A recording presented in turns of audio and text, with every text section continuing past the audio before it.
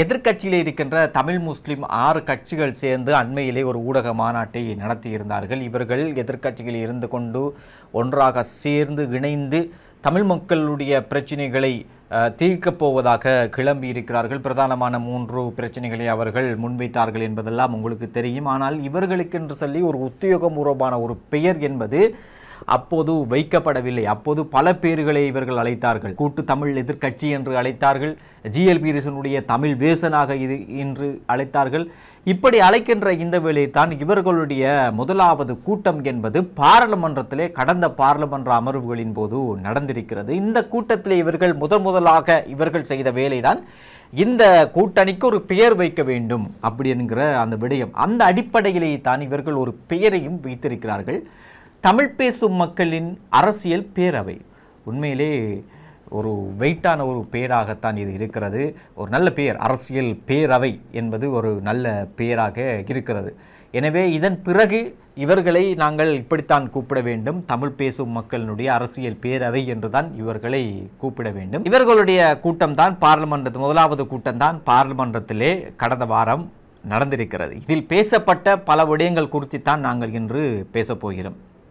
முதலாவதாக இவர்கள் தமிழ் பேசும் அரசியல் பேரவை என்று ஒரு பெயரை உத்தியோகபூர்வமாக வைக்கிறார்கள். அதன் பிறகு இவர்களுடைய நோக்கமாக இருப்பதுதான் எதிர்க்கட்சியில் இருக்கின்ற அத்தனை தமிழ் முஸ்லிம் எம்பிக்களையும் இந்த அரசியல் பேரவைக்குள் சேர்த்துக்கொள்வது. அது சேர்த்துக்கொள்வது மிகவும் கடினமான விடயம். ஏனென்றால் இங்கே இருக்கின்ற தமிழ் முஸ்லிம் எம்பிக்கள் யாராக இருந்தாலும் அவர்களுக்குரிய தனித்தனி நிகழ்ச்சி நிரலில் இயங்கக்கூடியவர்கள். ஒற்றுமை என்பது இவர்களுக்குள் கிடையவே கிடையாது. எனவே இவர்களை எப்படித்தான் இவர்கள் சேர்த்தெடுக்கப் போகிறார்கள் என்பது ஒரு சந்தேகத்துக்குரிய ஒரு கேள்விக்குரிய ஒரு விடயமாக இருக்கிறது. இருந்தாலும் இவர்கள் சேர்த்தெடுக்கின்ற முயற்சிகளிலே ஈடுபட போகிறார்கள். அதிலும் முக்கியமாக அந்த கூட்டத்தின் போது கஜேந்திரகுமார் பொன்னம்பலத்தை எப்படி சேர்ப்பது என்பது குறித்து தான் கடும் தீவிரமான ஒரு டிஸ்கஷன் என்பது இந்த கூட்டத்தின் போது நடந்திருக்கிறது. கஜேந்திரகுமார் பொன்னம்பலத்தை சேர்ப்பதில் அங்கிருக்கின்ற சுமந்திரன் மற்றும் சாணக்கியன் ஆகியோருக்கு விருப்பமே இல்லை. அவரை சேர்த்தால் இந்த பேரவை என்பது சீரழிந்து போய்விடும் என்று சுமந்திரன் இந்த இடத்திலே கூறியிருக்கிறார். பொதுவாகவே கஜேந்திரகுமார் பொன்னம்பலத்தோடு இந்த தமிழரசு கட்சிக்கு ஒரு முரண்பாடு இருக்கிறது பொதுவெளியில், அது எல்லோருக்கும் தெரிந்த ஒரு விடயம். ஆனால் அவரை சேர்ப்பதில் இவர்கள் மறுத்திருக்கிறார்கள். அந்த இடத்திலே முஸ்லிம் காங்கிரசினுடைய தலைவர் ரவுஃப் ஹக்கீம் இல்லை, நாங்கள் அவருடன் பேசுவதற்கு முதல் அதனை நாங்கள் முடிவெடுக்கக்கூடாது, குறைந்தபட்சம் அவரோடு பார்ப்போம், நீங்கள் சேர்க்கிறீர்களா இல்லையா என்பதை யாவது கேட்டு பேசி பார்ப்போமே என்கின்ற ஒரு கருத்தை ரவுஃப் ஹக்கீம் முன்வைத்திருக்கிறார். அதன் பிறகு கஜேந்திரகுமார் பொன்னம்பலத்தை சேர்ப்பதற்காக வேண்டி மனோ கணேசன் மற்றும் ரவுஃப் ஹக்கீம் ஆகியோர் நியமிக்கப்பட்டிருக்கிறார்கள். இவர்களுடைய வேலை அவரை பேசி இந்த அரசியல் பேரவைக்குள் சேர்த்துக்கொள்வது. இது ஒரு முக்கியமான ஒரு விடயமாக இருந்தாலும் ஏனையவர்களையும், குறிப்பாக காதர் மஸ்தான் அவரையும் சேர்ப்பதற்கான பேச்சுவார்த்தை நடைபெற்றிருக்கிறது. அவரிடம் பேசுகின்ற போது அவர் சொல்கின்ற ஒரு விடயம்தான், அவர் இப்போது இருக்கின்ற ஒரு கட்சி, அந்த கட்சி ஒரு பெரும்பான்மை இனத்தைச் சேர்ந்த ஒருவருடைய கட்சியாக இருக்கிறது. அதனுடைய செயலாளர் பெரும்பான்மை இனத்தைச் சேர்ந்தவராக இருப்பதன் காரணமாக அவருக்கு நேரடியாக இந்த தமிழ் பேசும் கூட்டணிக்குள் இணைவதில் சில சிக்கல்கள் இருக்கிறது. எதிர்காலத்தில் இணையக்கூடிய வாய்ப்பும் இருக்கிறது. நாங்கள் கேள்விப்படுவது போல காதர் மஸ்தான் கிழக்கு மாகாணத்திலே தனியாக இறங்க இருக்கின்றார்.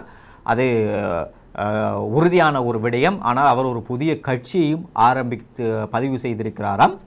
அந்த பதிவு வேலைகள் நடைபெற்று கொண்டிருக்கிறது. அந்த கட்சியின் சின்னம் விசில் சின்னம் என்றும் பேசப்படுகிறது. இன்னொரு பக்கம் ராமநாதன் அர்ஜுனாவும் அந்த கட்சியை பதிவு செய்வதற்கான வேலைகளையும் ஈடுபட்டு கொண்டிருக்கிறார். அவரும் விசில் சின்னத்தை கேட்டுக்கொண்டிருக்கிறார். இவரும் விசில் சின்னத்தை கேட்டுக்கொண்டிருப்பதாக ஒரு தகவல் இருக்கிறது. எப்படியோ எதிர்காலத்தில் காதர் மஸ்தான் சேர்வதற்கான வாய்ப்புகள் இருக்கிறது. இப்படி தமிழ் முஸ்லிம் அத்தனை எம்பிக்களையும் இந்த அரசியல் பேரவைக்கு கொண்டு வருவதற்கான முயற்சிகளை இவர்கள் மேற்கொள்கிறார்கள். அதன் பிறகு ஜனாதிபதி அன்றகுமார் திசாநாயக்க மற்றும் எதிர்க்கட்சி தலைவர் சஜித் பிரேமதாஸ் ஆகியோரை நேரடியாக சந்தித்து இவர்களுடைய இந்த தமிழ் பேசும் மக்களுடைய அரசியல் பேரவை குறித்தும் அவர்களுடைய முன்னெடுப்புகள் குறித்தும் அவர்களுடைய நோக்கங்கள் குறித்தும் தெளிவுபடுத்துவதற்காக வேண்டி அவர்களை சந்திப்பதற்கான ஒரு ஏற்பாடுகளை செய்ய வேண்டும் என்கின்ற ஒரு முடிவு எட்டப்பட்டிருக்கிறது. இதன் பிரகாரம் ஜனாதிபதியோடு பேசப்பட்டிருக்கிறது. நாங்கள் கேள்விப்படுவது போல ஜனாதிபதி இந்த அரசியல் பேரவைக்கு வாழ்த்து சொன்னதாக நாங்கள் கேள்விப்படுகிறோம். ஜனாதிபதி அனுரவிடம் எங்களுக்கு உங்களை சந்திப்பதற்கான நேரத்தை தாருங்கள் என்று கேட்கின்ற போது ஜனாதிபதி அனுர உங்களுக்கு எந்த நேரத்திலும் நான் தருவதற்கு ரெடியாகவே இருக்கிறேன் என்று ஒரு நேரத்தையும் கொடுத்திருக்கிறார். அந்த வகையிலே எதிர்வருகின்ற 3ஆம் தேதி காலை 10 மணிக்கு தமிழ் பேசு மக்களுடைய பேரவை ஜனாதிபதி அனுரவை சந்திக்க உள்ளார்கள். இப்படி பாராளுமன்றத்திலே தமிழ் பேசும் மக்களின் அரசியல் பேரவையினுடைய இந்த கூட்டம் என்பது நடந்து கொண்டிருக்கின்ற வேளையிலே திடீரென அந்த அறைக்குள்ளேயே அமைச்சர் பிமல் ரட்நாயக்க உள்நுழைந்திருக்கிறார். அப்போது அங்கிருந்த அனைவரும் பதட்டம் அடைந்திருக்கின்றனர். குறிப்பாக சுமந்திரன் பதட்டம் மேலோங்கி அவரின் வாயால் எந்த பேச்சு கூட வராத அளவுக்கு தடுமாறியிருக்கிறார். அவர் மட்டும்தான் எழுந்திருக்கின்றார் அந்த இடத்திலே. அதன் பிறகு பிமல் ரட்நாயக்க அந்த இடத்திலே சொல்லியிருக்கிறார், நீங்கள் கேட்டது போல நான் உங்களுடைய கூட்டத்தை நடத்துவதற்காக வேண்டி ஒரு அறையை ஏற்பாடு செய்திருக்கிறேன்.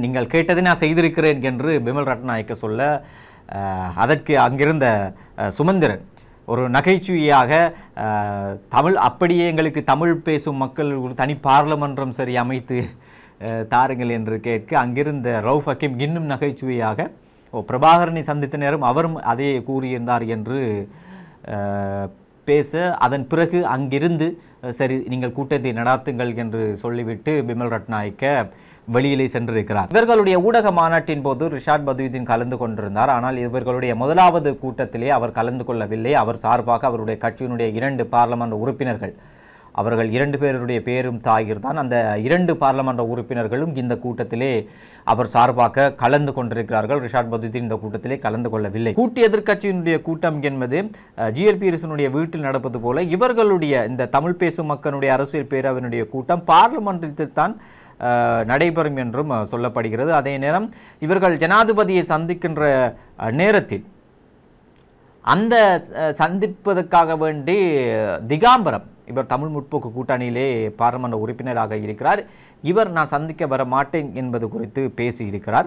தமிழ் முற்போக்கு கூட்டணி என்ற வகையில் அவர்கள் ஏற்கனவே ஜனாதிபதி அனுரவை தனியாக சென்று சந்தித்திருக்கிறார்கள். ஆனால் மீண்டும் இந்த பேரவையோடு சேர்ந்து நான் சந்திக்க வரவில்லை என்பதை திகாம்பரம் ஹட்டனிலே நடைபெற்ற கூட்டத்தின் போதும் சொல்லியிருக்கிறார். எது எப்படியோ இந்த தமிழ் பேசும் மக்களுடைய அரசியல் பேரவை கூட்டத்தில் என்ன நடக்கிறது, இவர்களுடைய போக்கு எப்படி இருக்கிறது என்பது குறித்து எதிர்காலத்திலே நாங்கள் அவதானத்தோடு இருக்கிறோம். அது குறித்தான தகவல்களை உங்களுக்கு வழங்குவதற்கு நாங்கள் காத்திருக்கிறோம்.